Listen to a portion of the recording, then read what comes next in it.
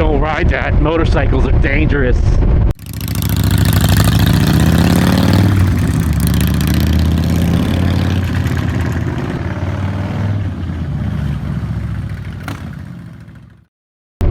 Welcome back, Anonymous Biker USA. Hit that thumbs up, consider subscribing. Let's grow that channel. How many times do you hear from people, usually the ones that don't ride, will tell you, motorcycles are dangerous. You're like, yeah, thanks a lot.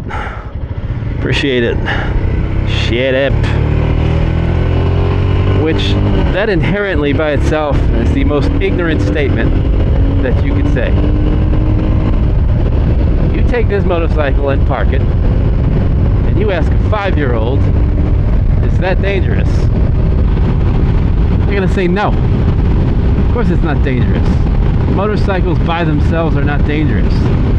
Now when you add in all the external factors, does the level of risk increase? Of course. But let's define what people are stating as motorcycles are dangerous. Let's look at all the factors that can be considered. Weather, right? Sunny day right now, visibility is great, but if you have rain, hail, wind, definitely a factor. Increase the risk of danger? Marginally. As long as you're not riding like a yahoo. Brings me to number 2, skill level. Do you have proper training? How many years of experience do you have with proper training? Just because you've been riding 30 years, if you never had a lesson, doesn't mean you ride right. There's a lot of people that still duck walk in the parking lot. They've been riding for 30 years. So how much training do you have? How much practice do you do? Because your skill level will actually determine and minimize the amount of risk that you're in. Because it will help you in situational awareness a million times to 1. Let's talk about the big elephant in the room. All these things around me, right? Like this guy, traffic. Traffic in itself, if it's flowing, we all know to create our little pocket or bubble of safety and maneuver within, right? Always stay visible, stay out of blind spots. But now we know we got people with cell phones,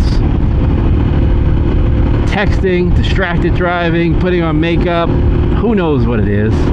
You've all been around them, but it's even more so why it's important to create that spacing that you need to eliminate, minimize any of those risks that could occur. Now, there will be times you can't even avoid it. You do your best, put yourself in the situation, give yourself enough stopping distance. If you see people are boxing you in, you either throttle out or back off a little and find your little sweet spot. Do it all the time. And you do it secondhand nature. I mean, you do it second nature, right? You don't even think about it. Because you know that you need to have your exit no matter where you're at. Even when you're riding in your lane, right? Here we're just rolling along, 2-lane highway. But when you're coming up on driveways or encroachments onto the main road, you know, from a distance, you're scanning the horizon and you're looking lane position 1, 2, and 3. Where do I need to be to give myself the most time for an exit? Should said person pull out, pull in, whatever. Anticipation for the unexpected, right? Like right here, a guy making a left in front of us. As I always approach every intersection, even if it's a green light, hand is off the throttle, rear brake covered, front brake covered, and I'm slowing down because I want to make sure no one's blowing through the intersection or the infamous left-hand turn in front of you, which speed, if you're going too fast, zero chance. It is so hard to emergency brake and swerve in that situation. Now you can do everything right and it can still happen provided the timing is just off. But again, if you just continue to minimize that risk, give your distance, like here we got a Jeep in front of us, I can't see over top of that. So I'm either going to change my lane position, right, to where I can see, or I'm going to hit the brakes, slow down, hang back to have enough sight line where I can see in front of that thing. Now, preferably, I'd rather just get in a different lane position and manage it that way. It makes it much easier. So, there's a lot of reasons that, quote, motorcycles are dangerous, but that statement in itself is just not correct. Now, speed. So many incidents are caused by speed and lack of skill. People just don't realize when you're riding these things. Now, I'm on the Enfield. Speed is not an issue. 411cc single cylinder. But people don't realize how much ground you cover so fast. I mean, you could be like my Kawasaki Z900. I'm covering so many feet per second on that thing.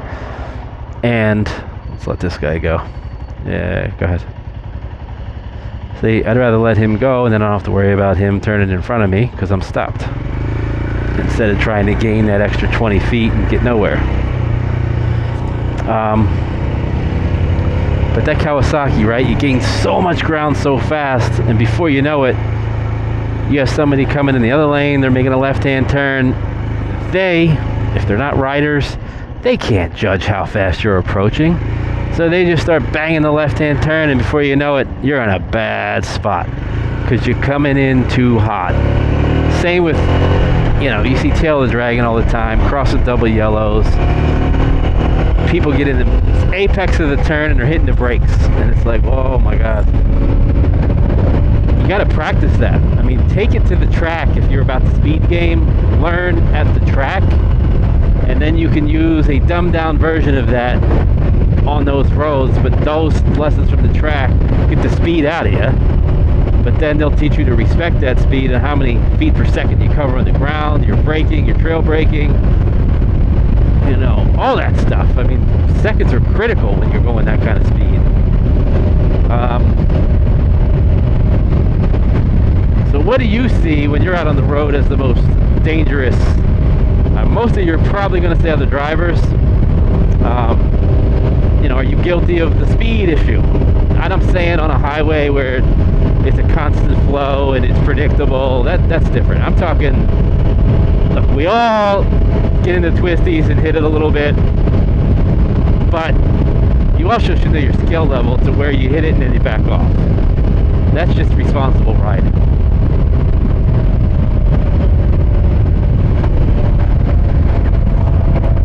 So what do you all think in all your riding out there? How many years you've been riding, first of all? Put that in the comments. And how has it changed over the years if you've been riding 50, 60 years? I know people are going to say cell phones and distracted driving, which probably is the biggest answer. And then vehicles with all these electronic aids. Wait till all these self-driving cars get on the road, then what kind of issue are we going to have?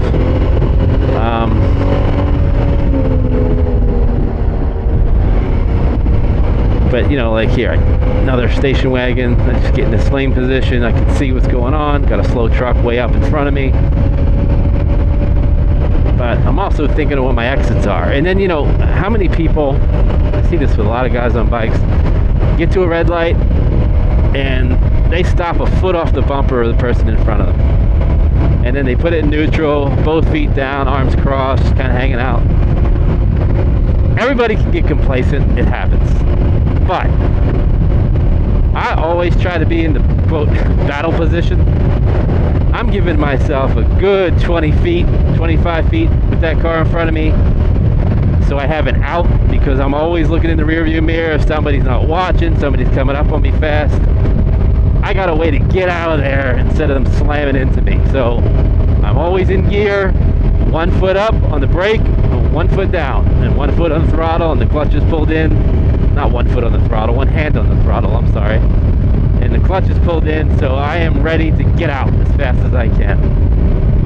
I'm not saying you should every time and you're perfect and everybody gets complacent, but how many of you do that at red lights? I mean, I'm never in neutral on a red light, unless it's like some back podunk country road and there's nobody behind me. Different story. I'm talking about traffic, because the biggest fear is that person behind you.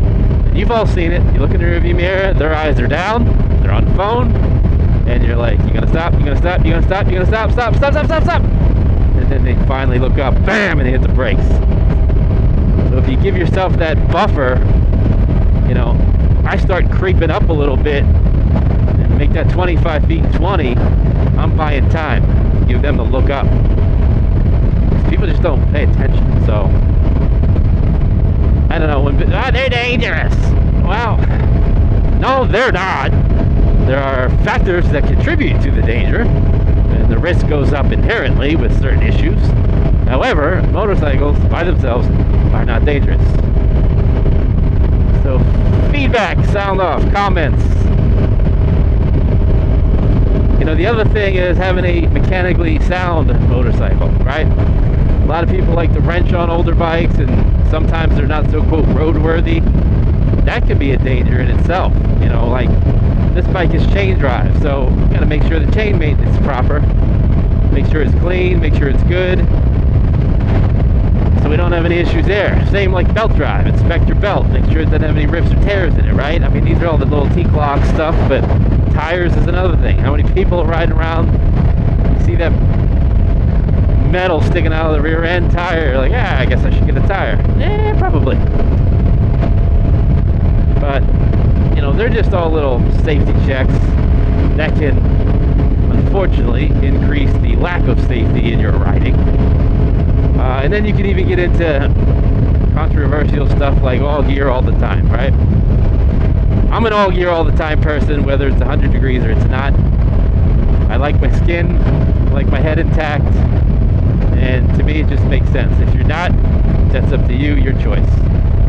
Are you in all gear all the time? Are you a half helmet? Are you a full helmet?